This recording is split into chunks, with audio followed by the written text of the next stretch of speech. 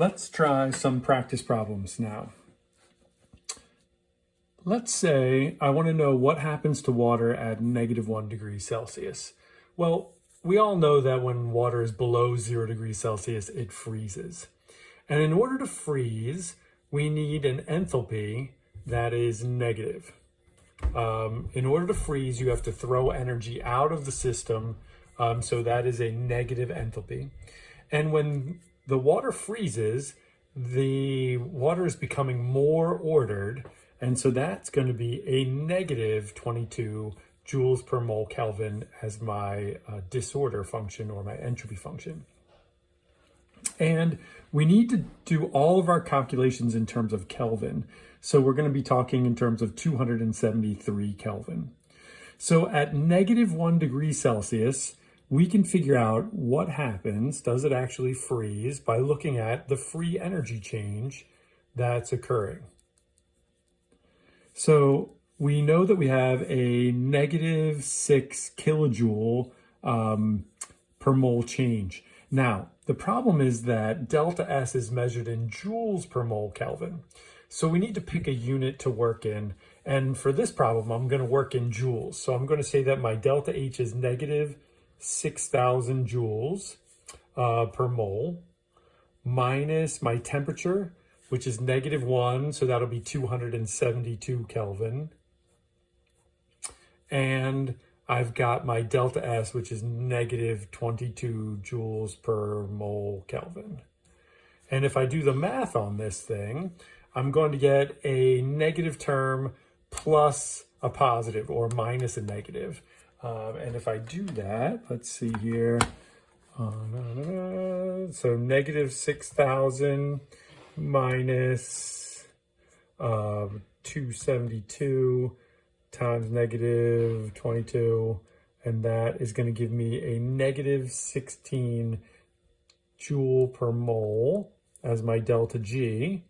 And because my delta G is negative, that's going to tell me that I have a spontaneous process. Freezing is spontaneous at -1 degree Celsius. Now, let's say for a second there that I don't know this, and I want to see if water freezes at 1 degree Celsius. Okay, so what happens to water? I'm going to guess that it freezes at 1 degree Celsius because I don't have much experience with water for some reason. So we're going to say delta G is equal to my delta H, which is -6,000 because I believe it's freezing, minus at 1 degree, that's 274 Kelvin, times my -22. And when I do that, I am going to get a positive 28 joule per mole delta G. Now, if my delta G is positive, that doesn't mean that I'm not spontaneous or that I'm not thermodynamically favored. What it means is that the opposite thing is actually spontaneous. So does water freeze at 1 degree Celsius? No, the opposite occurs, and water actually melts at 1 degree Celsius. If we were to plug in this same equation and do delta G at 0 degrees Celsius, we'd have -6,000 minus 273 times -22, and we would effectively get a 0. So that tells us that at 0 degrees Celsius, since delta G is 0, both melting and freezing are occurring at the same time. Okay, the cells in your body, they are constantly creating order for themselves by arranging atoms into molecules. Like you take in random nutrients all the time, and then your body builds bones out of it, and it builds muscle, and it builds brain tissue. That seems like the disorder is decreasing, that you're just taking random bites of food, and now all of a sudden you're creating fingers and toes. So how does this happen, right? So delta S for this process has to be severely negative, right? We are becoming more ordered. So our disorder is going down. So wouldn't delta G minus a positive temperature and a negative delta S. So this thing seems like it's going to be a delta H minus a negative, which should give me a positive delta G, except that we know something really important about bodies. They are at 37 degrees Celsius or almost 99 degrees Fahrenheit. You yourself are exothermic. And you have to be exothermic. Otherwise, you wouldn't operate spontaneously. Your body throws out a lot of heat because it needs to in order to make up for the fact that it is ordering itself. Another way to look at this is that it's possible to do this because in the process of you forming yourself, you have to be destroying the order of the universe. So liquid water, if you spill it on a table, will naturally evaporate at room temperature. You don't usually worry about it because you figure, like, I don't need to clean it up. It'll be gone sooner or later. So what if we put some math to that and figure out why is it spontaneous at room temperature? So the first thing we need to do is write this thing down as a reaction. So I'm going to say water in its liquid form is going to go to water in its vapor form, like so. And I need to know my delta H of this reaction because eventually I'm going to solve delta G equals delta H minus T delta S. So we know that the delta H for a reaction is our products minus our reactants. So I put it in this order in the table so it would be nice and simple. And I'm going to do negative 242 kilojoules per mole minus negative 286. And that's going to give me a positive 44 kilojoules per mole. Now let's stop to make sure that this makes sense. If I'm going to go from a liquid to a gas, I have to pump energy in. And so that thing's going to be endothermic to make the liquid become a gas. So I got an endothermic delta H. That's good. Let's do the same thing with my delta S of reaction. I'm going to do my products, 189, minus my reactants, which is 70. And I'm going to get 129 joules per mole Kelvin. And let's stop and make sure that this makes sense also. I got a positive value. I'm going from a liquid to a gas. So the liquid is fairly ordered, not as ordered as a solid, but a lot more ordered than a gas. So my disorder is increasing. I'm getting a positive delta S. So my signs make sense. Now let's do delta G for this and find out that I've got kilojoules and oh shoot, I got this problem again. So last time we solved it in joules. Why don't we solve it in kilojoules this time? So I'm going to do positive 44 minus my room temperature. So room temperature is usually like 70 degrees, and it turns out it's somewhere around 25 as degrees Celsius, which we can just use around like 298 degrees Kelvin for room temperature. Will be fine. And now I have to change this into kilojoules per mole. So that's going to be 0.129. Now, if we do some solving on this, let's see. So we've got 44 minus 298 times 0.129. And I get a positive 5.5. So it's equal to a positive 5.6 kilojoules per mole, which is problematic. Because according to this, water will not spontaneously evaporate at room temperature because I get a positive delta G. So I did this to prove a point. You'll notice here that in my table, these things are delta H zeros and S zeros. The zero means that we are at standard conditions. Okay, now standard conditions for thermodynamic processes are usually 25 degrees Celsius, which is good because I solved it at 298 Kelvin or 25 degrees Celsius. And we need to be at 1 atmosphere of pressure. Now, here's the thing. When I have my puddle of water here, is there 1 atmosphere of H2O vapor above the puddle? And the answer is no. Okay, there is not a whole atmosphere of water vapor. There's a whole atmosphere of air, but certainly not water vapor unless we're living in a like rainforest or a jungle. So because of that, we are not at standard conditions. There's nothing up here. And when you're not at standard conditions, then the Gibbs free energy rule of having like a positive or a negative at standard conditions, you can't really compare them. There is an equation to convert these delta G's at non-standard conditions into standard conditions, but AP never does that.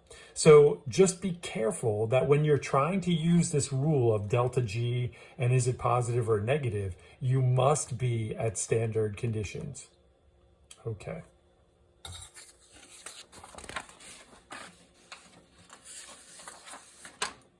Here we go. Let's do another example here.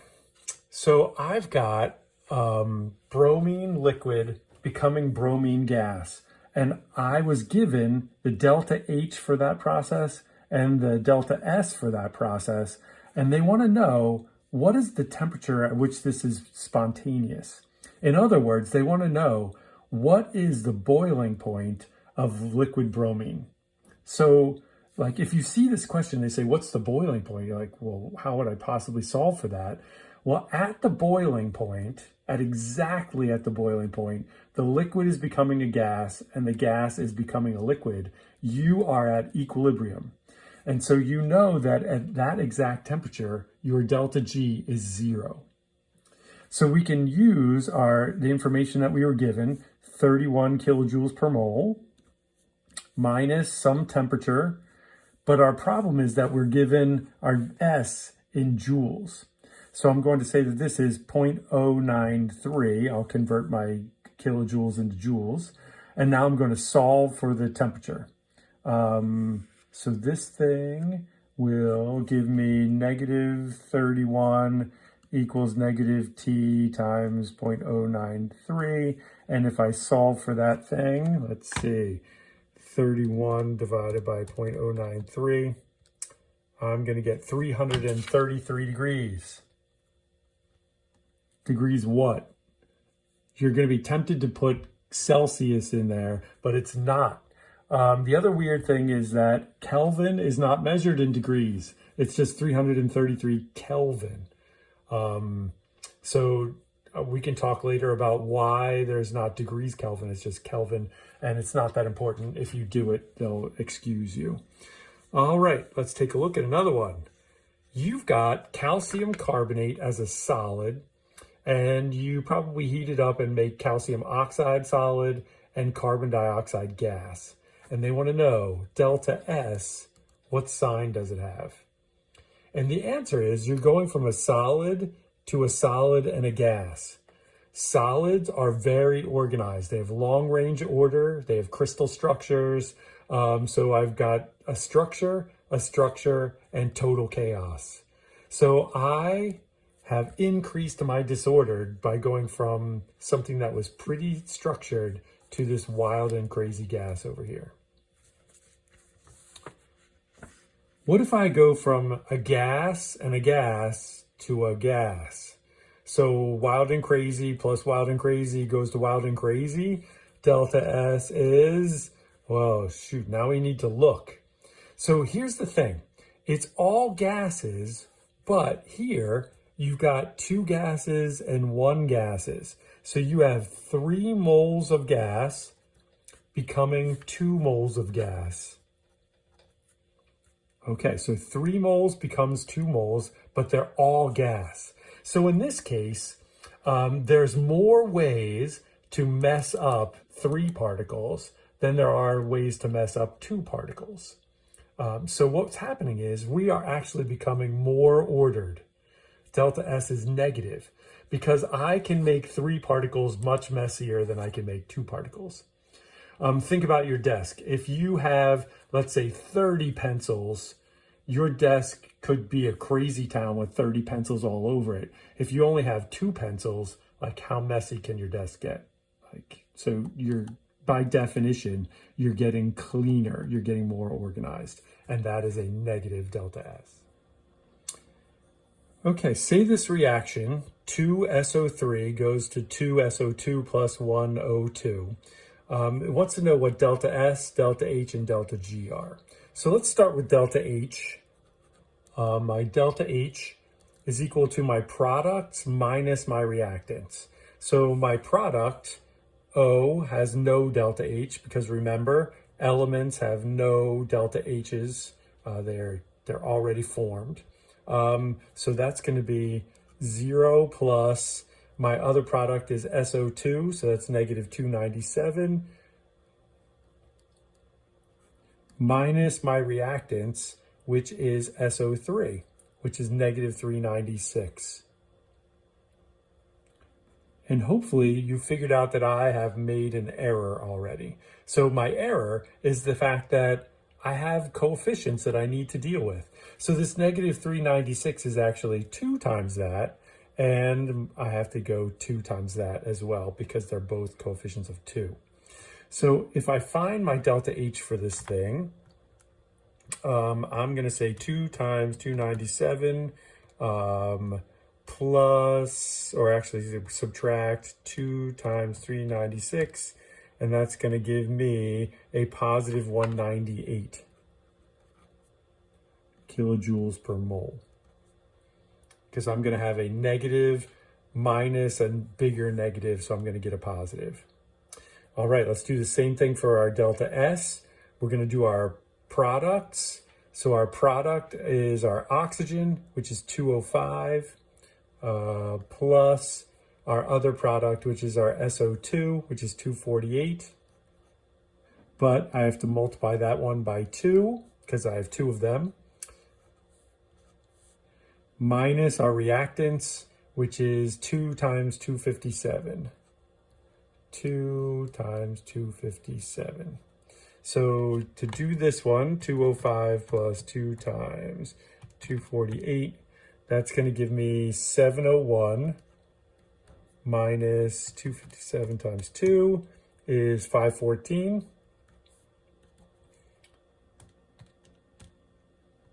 And that gives me a 187 joule per mole Kelvin. Now, the thing you need to be careful about, we've got kilojoules and joules floating around here. So when I calculate my delta G in the last step, I'm going to do delta H minus T delta S, and I'm going to take, might as well solve in kilojoules, 198 minus my temperature, which is 25 degrees Celsius or 298 Kelvin, and my delta S is 0.187, and that will give me, let's see, 298 times 0.87, that's 55.7, which turns out to be 142 kilojoules per mole. So since we got a positive answer, does sulfur trioxide spontaneously break down into sulfur dioxide and oxygen at room temperature under standard conditions? No. Delta G is positive. So actually these two would join together under room temperature standard conditions. They would join together to form that spontaneously. Good luck solving these problems.